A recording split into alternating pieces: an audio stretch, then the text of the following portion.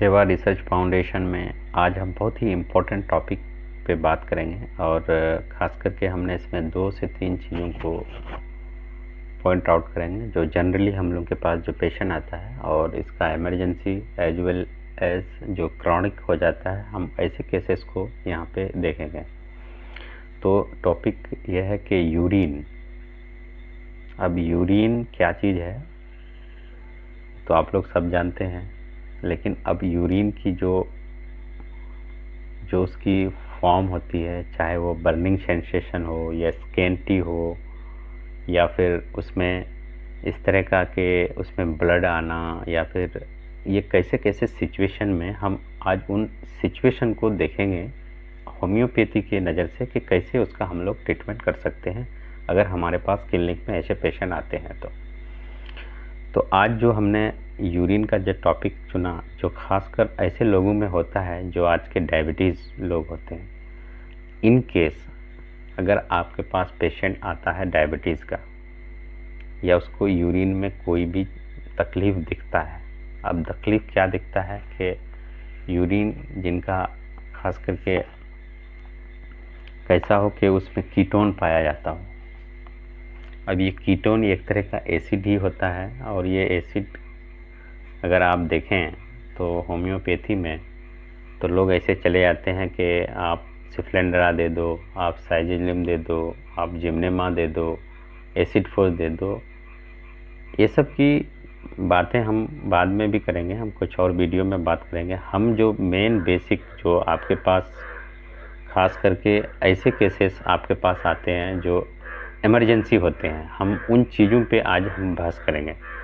अब मान लिया अगर एक्चुअली कीटोन क्या होता है, कीटोन एसिडो एसिड एक ऐसा चीज़ होता है कि डायबिटीज़ वाले लोग जिनके डायबिटीज़ कंट्रोल में नहीं रहते हैं, ठीक है, और उसके पेशाब में कीटोन एसिड पाया जाता है। अब ये कीटोन एसिड बनता कैसे है कि मान लिया आपने फैट खाया, चर्बी खाया, या फिर आप प्रोटीन बहुत ज़्यादा मात्रा में ले रहे हैं या फिर फैट को आप ले रहे हैं, जब इनको जब तोड़ा जाता है जिस्म के अंदर में, है ना, एनर्जी के लिए जब तोड़ा जाता है तो उसमें जो केमिकल बनता है वो एक तरह का एसिड जिसको कीटोन कहलाता है। अगर इसकी तादाद एक नॉर्मल से ज़्यादा बढ़ जाती है, खास करके शुगर पेशेंट में, तो इसमें उनको उल्टी होना, ठीक है, उसको डिहाइड्रेशन होना, उसमें बदन में उसका खुजलाहट होना, या फिर ये सारे सिम्टम में एक इमरजेंसी आपके पास आती है। तो ऐसे केसेस को अगर हमारे पास होम्योपैथी में आते हैं तो हम क्या उसका ट्रीटमेंट कर सकते हैं। तो होम्योपैथी में बहुत अच्छी अच्छी दवाई हैं। अब जब ये एसिड है तो हमारे पास सबसे बड़ी दवाई एसिडो एसिड है या फिर लैक्टिक एसिड है। अब मैं जो बता रहा हूँ ये लैक्टिक एसिड तकरीबन होम्योपैथी के बहुत सारे मेडिसिन को एंटीडोट कर देता है, ठीक है। तो हम लोग अगर हम मान लिए एसिड जब यूज करेंगे, चाहे एसिडिक एसिड हो या फिर लैक्टिक एसिड हो, तो हम दूसरे मेडिसिनों की तरफ ये एक साथ यूज नहीं कर सकते हैं। अब इनकी सबसे बड़ी दवाई है कि आपके पास एसिडो एसिड है, आपके पास लैक्टिक एसिड है, आपके पास कास्टिकम है, आपके पास इंसुलिन है, आपके पास सेना है। इनसे इनकी प्रॉब्लम सॉल्व हो जाएगी। आपके मोटे लोग हैं, आपके पास कैलकेरिया कार्ब है, आपके पास ऑरम मैट है, आपके पास एलस ई कुली है, नहीं है तो आपके पास बेसिलिनम कुली है। तो जब इन चीज़ों को आप दीजिएगा तो ऑटोमेटिक बॉडी में जो बन रहे कीटोन एसिडो एसिड को ख़त्म करेगा। अगर बार बार ऐसा चीज़ बन रहा है तो फिर उनके किडनी पे इफेक्ट पड़ेगा, फिर बाद में किडनी में डैमेज होना स्टार्ट हो जाएगा। तो हम इसको इनिशियल स्टेज में और उसके डायबिटीज़ को कंट्रोल करने में हम सबसे पहले ध्यान देना चाहिए। अगर बढ़ जाता है, अगर आपके पास ऐसे केसेस आता है तो आप इन मेडिसिनों में आप उसको देख सकते हैं। अगर इन मेडिसिनों को एट ए टाइम दें तो बहुत हद तक आपको रिलीफ हो जाएगा 2 से 3 घंटे में। अब मान लें उसको उल्टी हो रहा है, कीटोन एसिड बढ़ा हुआ है बॉडी में, अब कीटोन जैसे चेक कीजिएगा बढ़ा हुआ है, आपके पास एसिडिक एसिड है, आपके पास लैक्टिक एसिड है, आप उनको देख सकते हैं। नहीं है कुछ सारे मेडिसिनों में अगर डायबिटीज़ का 90% कॉम्प्लिकेशन सिर्फ ऑरोमेट से जाता है। अगर ऑरोमेट देखते हैं तो अब इन केस अब बहुत सारे लोग ऐसे होते हैं जो ऑर्थोस्टेटिक्स होते हैं।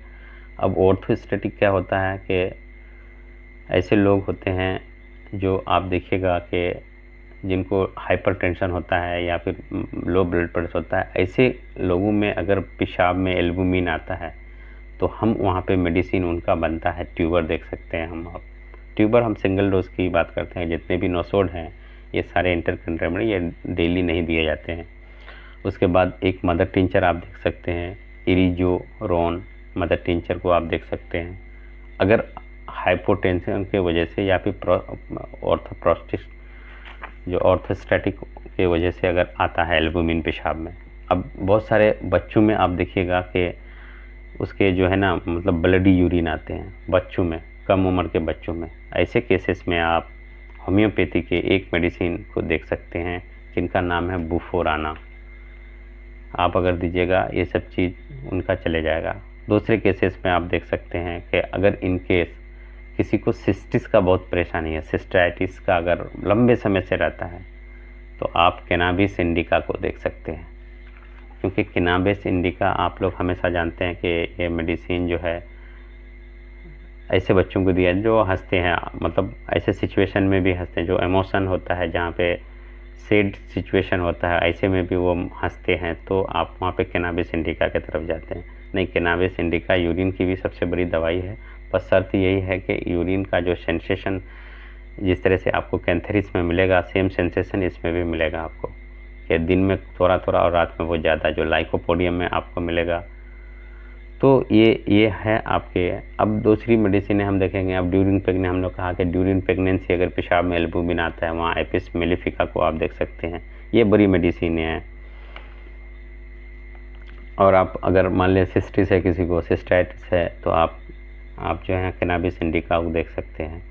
और सारे केसेस हैं, मान लिया किसी का हार्ट के वजह से है या फिर किसी और कारण से है, अगर एल्बुमिन आ रहा है पेशाब में, ठीक है, तो आप वहाँ तेरेबिंथीनिया को भी देख सकते हैं। अब तेरेबिंथीनिया का क्या रहता है कि तेरेबिंथीनिया में फीवर भी होना ज़रूरी है, एक कंपलसरी। उसमें अगर ब्लडी यूरिन है तो उसमें फीवर भी हो, ठीक है, उसमें अगर एल्बुमिन भी हो, उसमें प्यास भी हो, उसमें बर्निंग सेंसेशन भी हो, और ये इनका जो यूरिन का सिम्टम है ये बिल्कुल मिलता है आपको लाइकोपोडियम से। अब लाइकोपोडियम में ऐसा होता है कि पेशाब आपको दिन में कम होगा, रात में ज़्यादा बार बार पेशाब होता है। सेम आपको तेरेबिंथीनिया में भी दिखेगा, लेकिन इसमें फीवर होगा, ठीक है।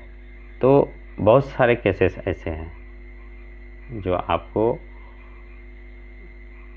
यूरिन के आपको दिखेंगे। जो मेरे पास जितने भी आए थे मैं उन्हीं में आपको बताया हूँ, ठीक है। अगर इससे ज़्यादा आता है तो फिर मैं इसके बारे में और चर्चा करूँगा। और उसमें मैं एक चीज़ आपको बता दूँ कि यूरिन को अगर इनिशियल स्टेज में अगर क्योर कर लिया जाए तो होता क्या है कि यूरिन में इन्फेक्शन भी होता है। जहाँ पे इन्फेक्शन डिजीज़ होगा वहाँ पे मेडोरिनम को भी आप देख सकते हैं, ठीक है। इन्फेक्शन के लिए आपको मेडोरिनम को देखना ज़रूरी पड़ता है। आप बेसिलिनम को देख सकते हैं। बड़ी बड़ी मेडिसिनें हैं ये, है ना। आपके पास मान लिया किसी को इन्फेक्शन यूरिन में है कोई, अगर आप उसका आप रूटीन नहीं, आप अगर उसका ये करवाते हैं, अगर आप उसका कल्चर वगैरह के लिए भेजते हैं, अगर उसमें आता है ई. तो आप ई. की आपके पास पोटेंटाइज फॉर्म नहीं है आपके पास, तो बेसिलिनम कुली है आपके पास, या फिर बेसिलिनम ही है, आप बेसिलिनम को यूज कर सकते हैं।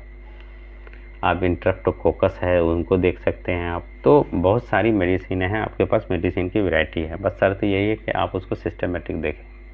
तो आज तो मेरे पास जो केसेस आता था यूरिन का, मैं उससे रिलेटेड, अगर इसके बाद भी और यूरिन के अगर नए केसेस आते हैं या फिर इससे कोई और अल्टरनेट केसेस आते हैं, खास करके यूरिन का, तो मैं आपके पास इस चीज़ का चर्चा करूँगा। और मैं बता दूं कि तेरेबिंथीनिया अगर मान लिया यूरिन को, अगर मान लिया टाइफाइड फीवर को अगर वहाँ से प्रेस किया जाए तो उसका सैल्मन जो बैक्टीरिया है वो यूरिन की तरफ आता है, वहाँ पे भी आप तेरेबिंथीनिया को देख सकते हैं। तो ये था आज का वीडियो यूरिन से रिलेटेड। अगर आपको वीडियो अच्छा लगे तो आप लाइक शेयर कर सकते हैं, मेरे चैनल को सब्सक्राइब कर सकते हैं, जुड़ सकते हैं, ताकि मैं आपके लिए एक नॉलेजेबल वीडियो आपको मैं दूं, जिससे आपके प्रैक्टिस में बहुत निखार आ सकता है। थैंक यू, धन्यवाद।